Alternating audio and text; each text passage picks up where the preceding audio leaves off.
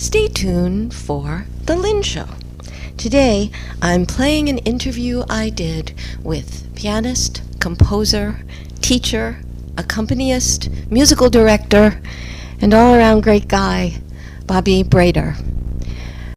I recorded this interview almost exactly a year ago, as Bobby was about to do his first farewell concert for all of us who love him in Sarasota, Florida.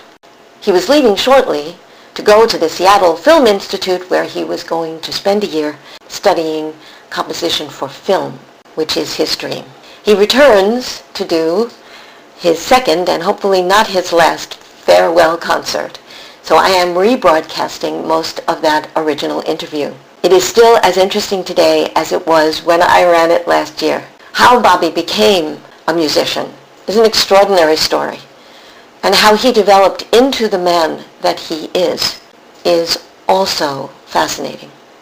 In this interview, Bobby talks about his marriage, the birth of his first child, and his indecision about whether he'll return to Sarasota or do something different at the end of his year in Seattle.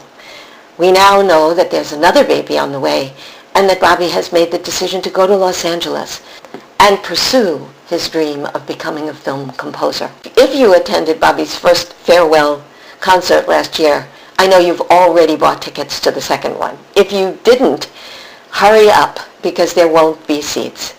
Bobby Brader is not only an extraordinary musician, he's an amazing entertainer and performer. So, the second farewell performance will be at the Venice Theater, where the first one was, on August 1st and 2nd of this year. Last year, I played, in Bobby's interview, the very first piece he composed. This year, I'm going to play a piece from his last performance, which, if you weren't there, you'll hear why we're all going back, and hopefully a more current piece. Bobby is charming and delightful and brilliant.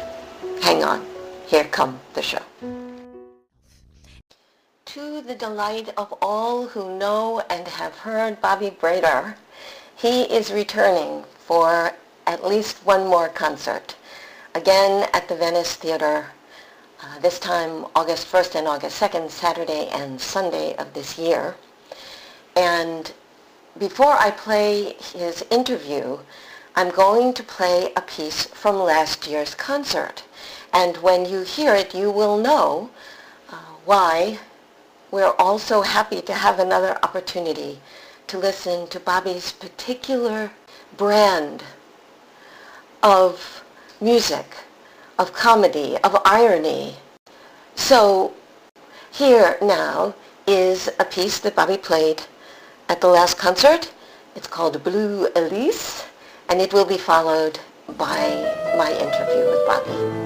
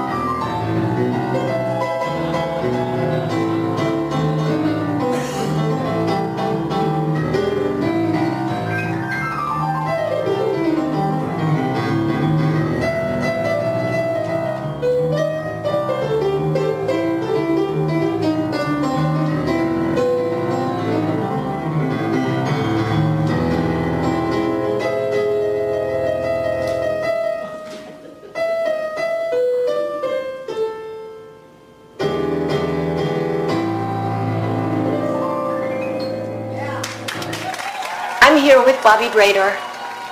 Hello. Hello, the remarkable, amazing, talented, dear Bobby Brader. Now I'm blushing. I interview people who make their living or their life with an art. Mm-hmm. And of course, I know that you make your living and actually your life with the art of music, the art of piano. How do you define yourself? Technically, my main source of income is as a music instructor, as a piano instructor, music theory instructor, composition instructor, but primarily piano.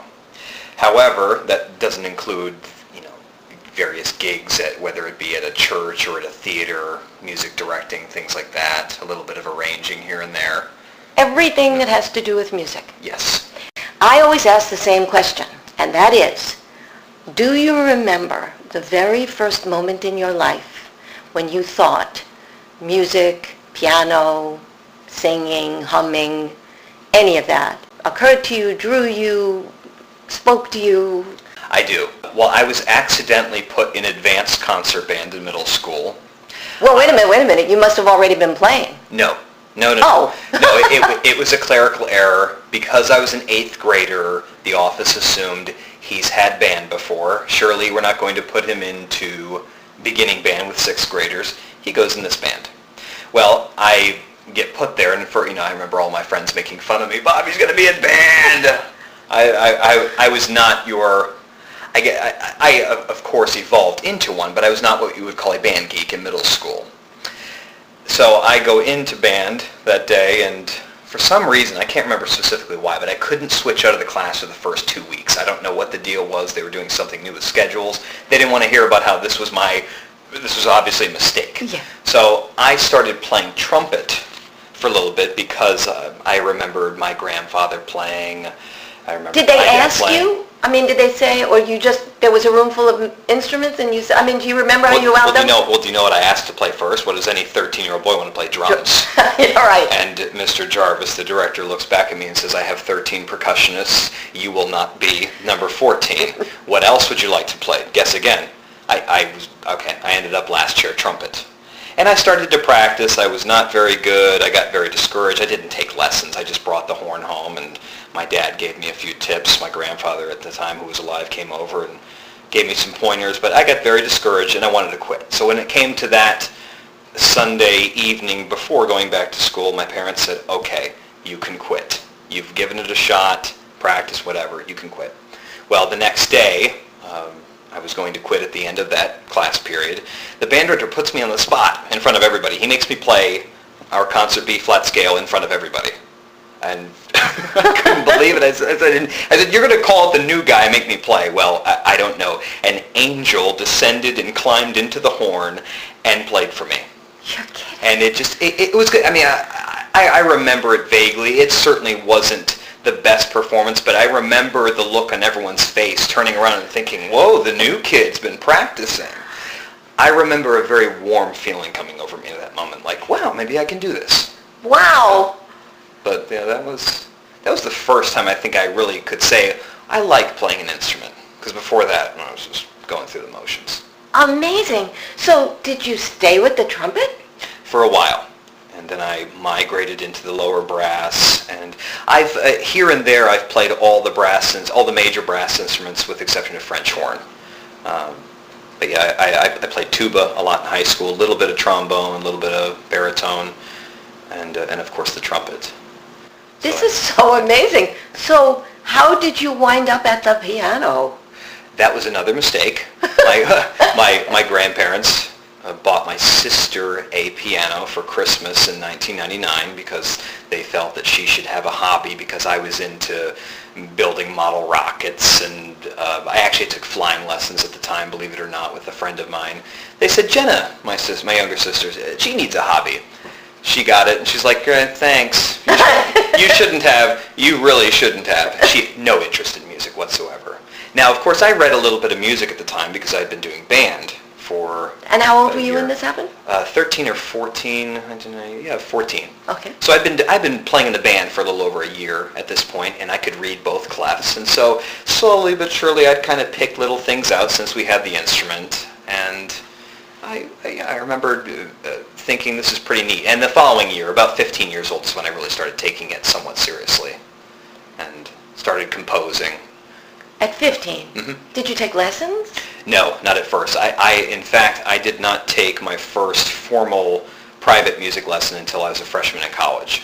And very much against my will, believe it or not. Now I look back and think, okay, dummy, what'd you do that for? I was very rebellious about the idea of private lessons because I was afraid it would tarnish what I had done myself. Let's back up a little bit.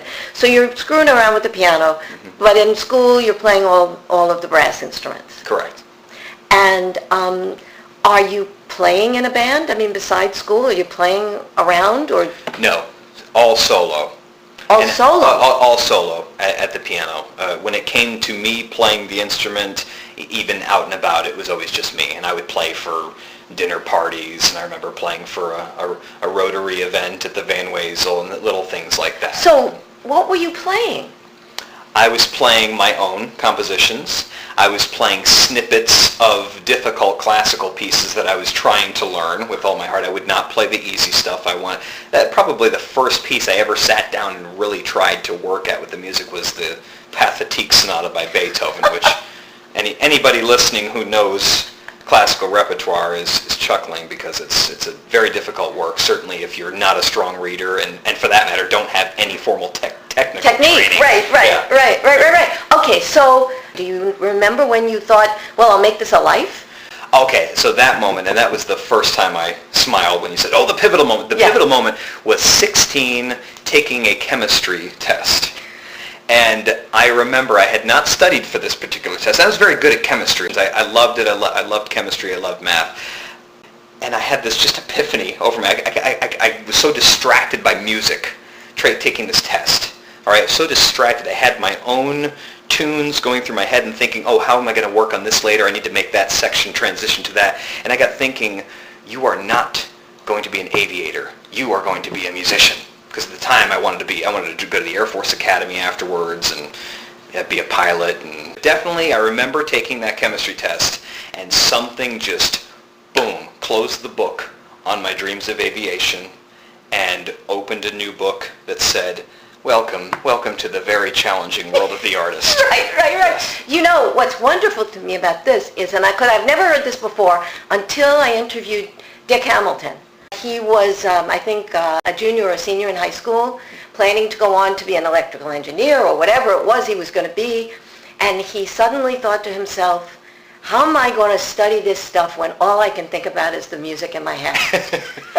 Love it. Right. Love it. So apparently some of you get attacked in that way, you know? I mean, it's wonderful. Okay. I love that you use the word attacked.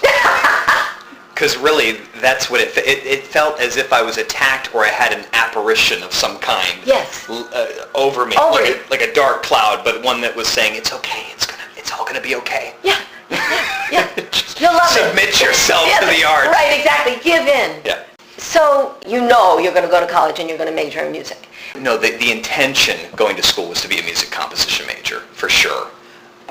With, of course, piano being my principal instrument. I fell in love with the idea of creating new music. And I should put new in quotation marks because although it may be new, you're really, as a composer, and I was very much in denial about this at first, but being a composer is really doing your best to form a really gorgeous quilt of all these patches that you've taken with you your whole life. But you're really forming a mosaic of all these geniuses you've studied.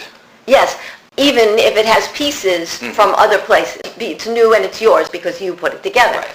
And that's the thing that really captured you, the idea that you could do that. Here, that's the thing, is that I've always known in my heart, ever since all this started, that no matter what you do, the desire to always write, you're never going to be able to quench. It's going to be one thing after another. Even after finishing something great, I hear something and, that was fun. Okay, what's next? And I think that's the part that intrigues me about being a media composer, because you really can't get married to one thing. Sure, someday I will score the music for a feature film, but I'm not going to say, that was great. No, done with that. I want to see what's next. I'm hoping. I like working on many projects at one time. I graduated from Florida State with a Bachelor of the Arts in Music. I was told by the director there, if you have dreams to go to grad school, get your Bachelor of the Arts, get out of here, and then go pursue it. Now, of course, I thought I would have done this maybe after taking 6 months off, a year off. Well, no. Meeting the love of your life and getting married, and then a couple years later having a son, and that all happens very quickly. People warned me. They said time will fly. And time has never gone faster than since after my son was born. Okay, so it's, instead of going immediately, it's been 6 years, but it has been an extraordinary 6 years. A wonderful 6 years of, on top of the marriage and having a kid, I have grown so much here. And I told myself I never would, but what did I know 10 years ago? I told myself, oh, you can't grow here. You need to move to New York right away. You need to move to... No. I owe so much to Sarasota. Do you want to talk a little bit about that? Sure. I've really grown here. I never thought that I would do all the music directing I've done here, nor the arranging, nor the accompanying, because quite frankly, all through college, that never interested me. I thought to myself, I need to, although I did shows, I performed in shows. I never performed in pits. I never did music directing, but I was always on stage performing in college, and I never thought that I'd music direct. So how did you get into that? Right after I graduated and moved back to Sarasota, I started doing improv with Lazy Fairy. I was their pianist, and I very much have missed performing with them. Christine Alexander, the director of the Lazy Fairy troupe, gave my number to Jeffrey Kinn at Sarasota Players, and he called me to music direct Spitfire Grill. And from there on, it was just networking in this lovely town, and of course I've done many shows since. Yeah, you've done everything. You are everywhere. I try to be. I try to be two places at once. You were. Yeah. You were. And I know that you are the most responsible, the most easy to work with, the most charming, the most skilled person anyone could work with. So why wouldn't you be everywhere? Well, thank you for that. Okay, so you go through college, right? You get it's a BA. Correct. And then life picks you up, essentially. And how did you meet Jenny?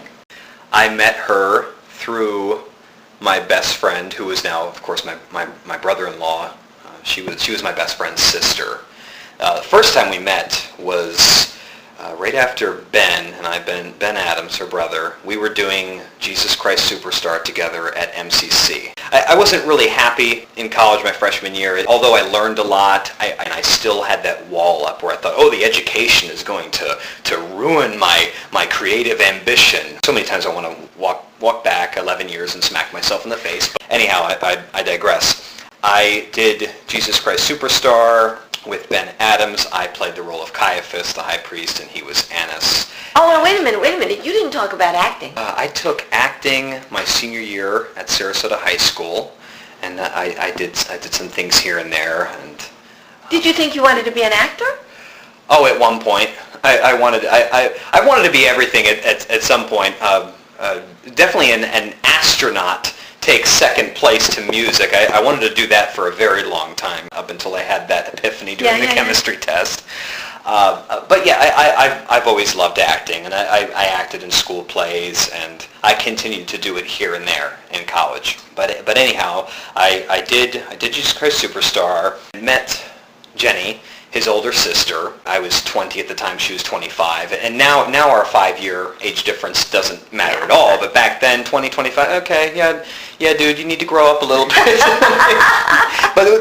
but truthfully, from both sides, there was never any real love interest. I'm sure we thought each other were cute, but right. I was her baby brother's roommate and friend, and that was that. Right. After I graduated college, I looked her up and invited her to come see a show of mine, and in less than a year we got married. So I would joke around with him. Oh, someday I'm gonna date your sister. I'm gonna marry your sister, and he would say, she's out of your league. Showed you, Ben. Okay, so when did the idea about going to graduate school evolve? I always knew that I would go back to graduate school. In fact, I really wanted to go to Tisch at NYU because I wanted to pursue musical theater composition. Still deep down, I would never ever give up the film dream because that's ultimately what I wanted to do probably 30 seconds after I composed my first note. I really loved the idea of being a film composer. So I knew I was going to go to graduate school, wasn't exactly sure when or where. But I knew I needed that break after graduating from Florida State, and of course I took it, and here we are 6 years later. Back in 2010, I started to get that, what shall I call it, a creative bubble coming to the surface again and thinking, it's time. It's been 2 years, but then I got thinking, no, this is just a timeline thing. I very quickly squished that. I said, no, I'm doing this because I just am angry that I haven't done it sooner, blah, blah, blah. I just want to leave Sarasota. I can't grow here. Wrong. Because I continued to grow here for the last 4 years. About a year and a half ago, I'm really starting to get the itch for real. Mm-hmm. It's not like 3 years ago. Now it's I need to go back to school. I need to get these tools. And I really feel like I need to follow that dream because I'm starting to think, what if I don't do it? Yeah. I got comfortable. I've been very comfortable. How could I not? Yeah. I don't have to look to work. You have to decide which job to take. Exactly. And it's been wonderful. I feel very blessed here. I'm very thankful for all the hundreds of people who have helped me get to where I need to go because I've taken something from every one of them. But it was for real then. And I must say, my wife is probably the best web searcher I've ever met. And she stumbled across the Seattle Film Institute. I'd never heard of it. And we started looking into it, and it just seemed like a dream come true. It's a 10-month program. It's in a new, vibrant, young city. And the best part of all is that the guy I'm going to be studying with there, Hummy Man, wrote the music for one of my favorite movies in childhood, Robin Hood Men in Tights. And I thought, this has got to be a sign. I can't tell you how excited I am to start classes. So just 10 months? It's just 10 months, yeah. So we're going to be are you coming back? We like to, my family lives by the saying, if you'd like to make God laugh, tell him your plans. Yeah, right. Because you can try your hardest, but you really don't know what you're going to do. Like I said, I had it in my head in my last few months at Florida State. I'm going to move to Germany. I'm going to stay there a year, maybe 2, maybe longer if I like it. And that's that. But something tugged my heart back home after 2 weeks. Something just wasn't right. And that was because my wife was waiting to meet me back here. Thank you, honey. Thank you for waiting. Well, see, what I hear is this ability to recognize what is yours, despite the fact that it might not look like what you expected it to look like.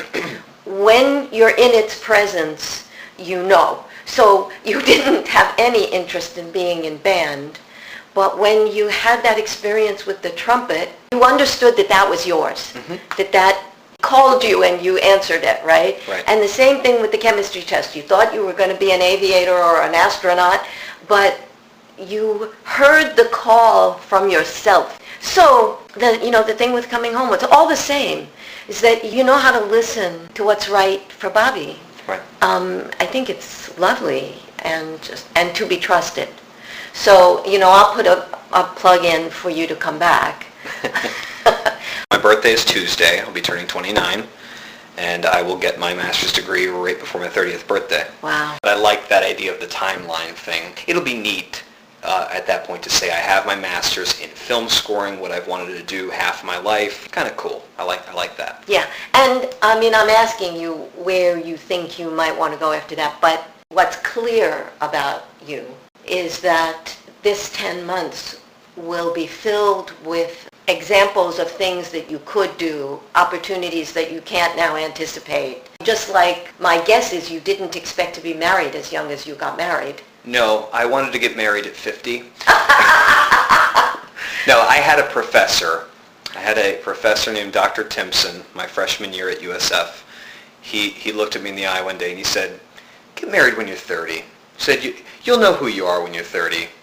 But then again, I've always felt, and my parents have too, and they're not biased at all. They've always felt I've been a little advanced.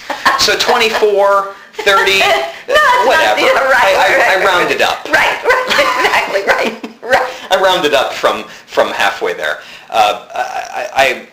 I couldn't be more happy that I got married at 24. No kidding. Those are the things I talk about. It's like I can plan all I want, but my dad was the same way. My dad in 1982 could care less about meeting his wife. Right. But he walked in to buy a generator one day in northern Maine, and his jaw dropped, and here he is. Wow. 32 years later. So I think this is important. The idea that life can surprise you.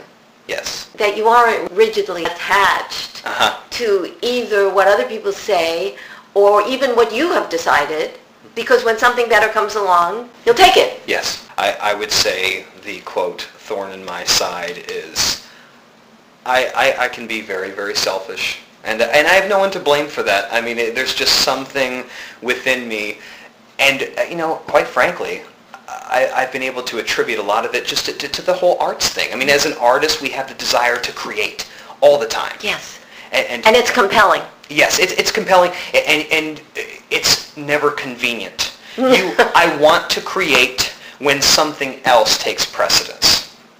I want to do my work when I know my services are needed elsewhere. Yes. All right? And although I stop, I do realize that, hey, you're on a date with your wife. You're going to love and appreciate her. You're spending time with your son. You're going to love and appreciate. You are teaching. You are going to take your knowledge in your brain and flood little minds who are going to grow. Yes, I do that.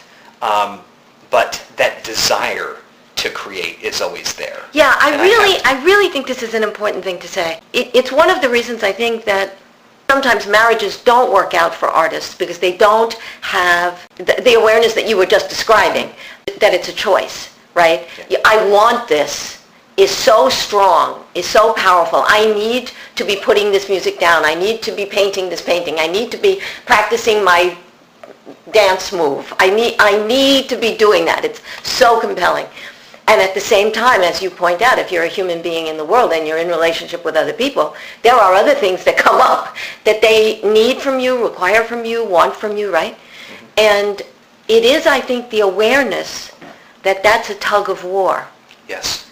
That allows you to sometimes choose one and sometimes choose the other, but not to ruin all your relationships. Right. It's about making priorities and good time management. And quite frankly, my time management now, being the busiest, frankly, I've ever been in my life within the last couple of years, is at its peak. Because I now know if I have an hour and a half set aside to compose, you get your butt in gear and you do it. Right. You don't go make a bologna sandwich. You don't take a break for 10 minutes to go watch a couple cartoons and come back. No, you sit there and you work your hardest. On the same token, when you have an hour and a half lunch date with your wife and you know you're not going to see her that evening because you will be playing Fiddler on the Roof until 12:30 a.m. Right. At musical theater, people get that joke, of course. Then your mind needs to be on her. You can't, and she's called me out of it. I love her. I mean, she knows me better than any human being has ever known me or will ever know me. We were on our anniversary dinner last October. Sitting there, eyes right on her. Right. She just stops her story. Right. I mean, on a dime. You're not here right now. Where are you? And you know what I said? I'm in Stravinsky's Rite of Spring. Yes. Yes. And of course, and she had every right to get a little upset at that. I would have taken offense. I'm trying to tell her my dreams and ambitions and things that make me happy, or tell you about this movie or book that I loved. She got upset at that, and of course I apologize. But I really, it's more about, for me now, putting myself back in that place to when you're first dating, and everything that comes out of their mouth is like music. They're singing to you. In fact, it was as if she was singing La Boheme to me when we were dating. You know, I want to know everything about you. And for everybody, and you're in complete denial if you disagree, but everybody, as time goes on and life becomes a little more routine, things become a little less interesting to you. But you are really, for a fundamental principle, is putting yourself back to that first love. Yes. For anything. I do the same thing for music. Anybody who loves anything, put yourself back to when you first loved it, and then you remember why you started off. Yeah, this is so wonderful, I think. And it is, I think, the recognition that this is a choice. You know, I think a lot of people never get there. They are compelled by what they're compelled by. They never wonder, could I do this differently? Should I do this differently? Right. You know, but you have. And I think really this is what makes it possible for relationships to last. Yeah. You know.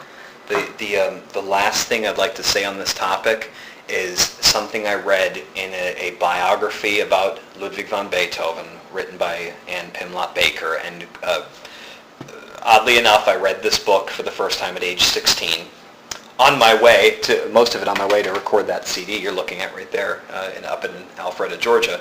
I read this biography, and at 16 I had highlighted a few things in the book that were interesting, and one of them in the beginning of the book said Beethoven never married because he always feared it would interfere with his art, naturally. Right. At the end of the book, within the last few pages, I had also highlighted another sentence that said Beethoven's one regret was never marrying and never starting a family. And so it was almost like I warned myself of this at 16 because I had forgotten about it, and I picked the book back up last year and read it again. Mm-hmm. And I was so intrigued by the fact that I'd highlighted those. I thought, what a great way to warn myself, Yes. because there's a lot of truth in that. And I've told my wife Jenny about this. There's certainly no secret here that there's a lot of truth to, what do you really love? You can't have your cake and eat it too. Okay, you're going to be an artist and do your thing, but you know yourself, Bob, you're going to get lonely. You Right. Blah, blah, blah. Need I say more? But, and certainly, like I said, being married and having a family, wonderful. When it comes to my art, yes, it's important because that's who I am, but it's about timing. I'm fond of saying you can have it all, you just can't have it all at the same time. Yeah, there you go. And that really is the crux of it, that when two things collide, when you want two things at the same time, that you recognize that you have to make a choice. Mm-hmm. You have to choose. And you can have them both. You just can't have them both right this second. Right this second, you're either there with your wife or you're there with Stravinsky. One arm around each other. Right. And the other thing that I think is so lovely about what you said, and I identify with it so strongly, you weren't intending to be with Stravinsky. He entered you without, he didn't knock on the door and you said, yes, come in. Do you know what I mean? Yeah, it's that apparition. That's right. That's right. And go away from me. Right. You can haunt me later when it's my time. Right? Yeah. That's right. And certainly anybody who's married to an artist, and as a therapist, I treat a lot of couples where one is an artist and the other isn't, or both are artists, and there are big challenges for people who have been attacked by an art. It's just the way it is. People whose job is something they go to, they leave there and they come home. It's not the same for people who have fallen in love with an art. It's always there. Mm-hmm. And so I really want to applaud you for that recognition, for that sensitivity, for knowing that sometimes you have to do something that doesn't feel like what you want to do in order to keep something you want. Yeah. Mm-hmm. Yeah. It's really the truth, and I'm sad that it took this long, but then again, if you look back, it was not long after my son was born that really it dawned upon me. This just quite frankly isn't fair. It dawned on me that you can keep doing what you're doing. You can keep putting your priorities in the wrong places, but you're going to drive something away. Right. And don't let that be your family. Right, that's right. And knowing that and choosing. Because apparently Beethoven made a different choice, mm-hmm. which he regretted, but it was a choice. It was a choice. Right. He knew it. He obviously knew what he was doing. Yes, right. And that was probably a very, very difficult thing to deal with. And on top of that, he dealt with depression, and I'm very lucky. And I feel very lucky that I'm realizing this now. We're moving to a brand new place. I'm going to more than likely have a very busy schedule. And I just feel so blessed that I understand, have not mastered, let's be careful with our words here, Bob. I understand good time management. Yes. That's what it's going to boil down to. Well, and the other thing that you haven't actually said but have alluded to is that this is a conversation that your wife and you keep having. Sure. So that she's also part of the dynamic. She's not somebody who you choose to be with or don't choose to be with. She's an integral part of working this out. Right. It has to be joint, it seems to me. It can't be just you choose when you're in and when you're out, but it's a collaboration. Correct. Yeah. And in that way you are lucky. You are lucky that you found somebody who wants to collaborate with this, you know? Yes. Lucky is a very good word. Yeah, I think you have. I think there's been a lot of luck in your life. Well, I'll tell you what, that's great. That's great, and let's just keep it coming, because in this business, you need a little bit of luck. You need a lot of bit of luck. You really do. Talented and hardworking, it just isn't enough. There is too much of it out there, especially now in such a connected world with the internet. There's just too much of it out there. I know that I'm going to get heard by the right ears. I mean, it's a feeling I've always had within me. But yeah, certainly I think that a lot of that's going to be because of luck, not because of my skill. Because there are many people out there who can write circles around me, and I accept that. Yeah, it is not, clearly, it is not always solely about skill and talent. There's no question about it. But if the past is any predictor of the future, you have a lot of terrific luck waiting for you. Thank you. And certainly, I and everyone else in Sarasota is pulling for you. Thank you. You are welcome. Thank you, and thank you, Sarasota. So, music has been a through line for you for, since, what was it, the 8th grade? Yes, and define what you mean by...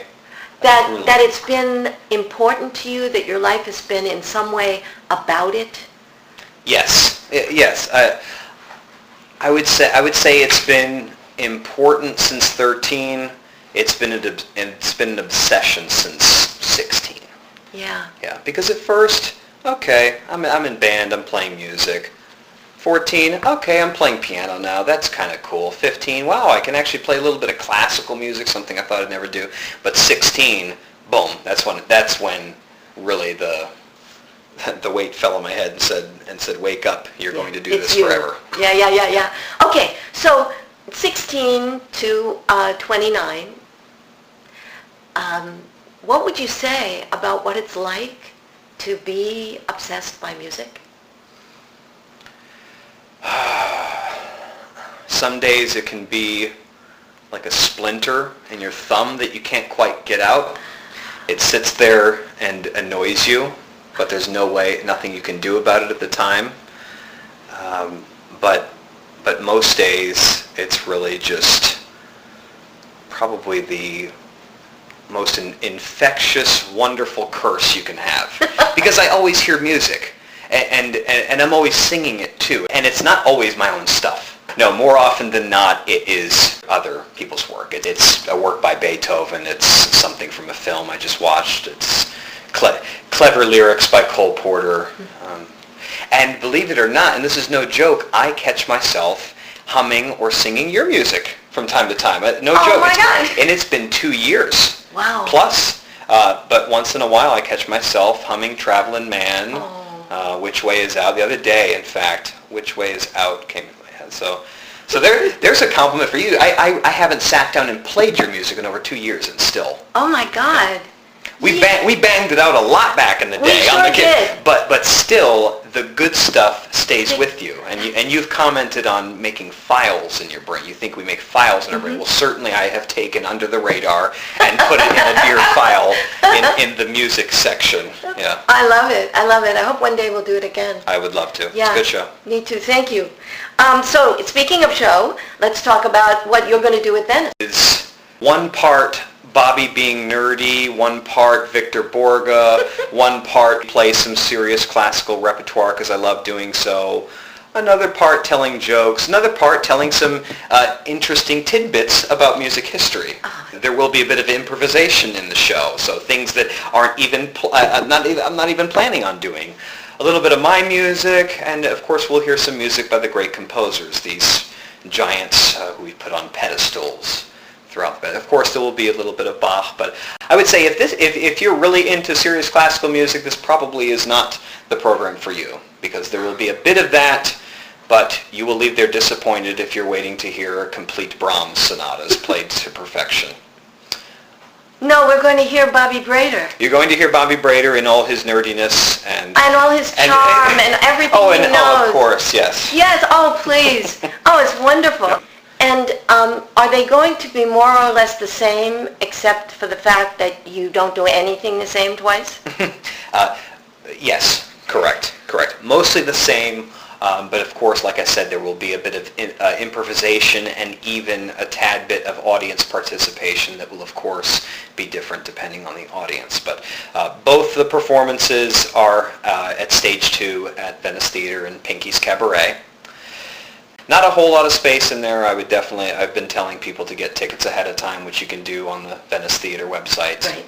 I'm looking forward to the concert. It feels like a loss that you won't be here. It'll definitely be bittersweet, because it will be my final solo performance in the area, probably for a long time, but then again, who knows? Never know. That's right. Yeah, you really don't. That's right. Well, Bobby, thank you very much for this. Thank you for having me. So there you have it. When you listen to Bobby Brader, what you hear is what is there.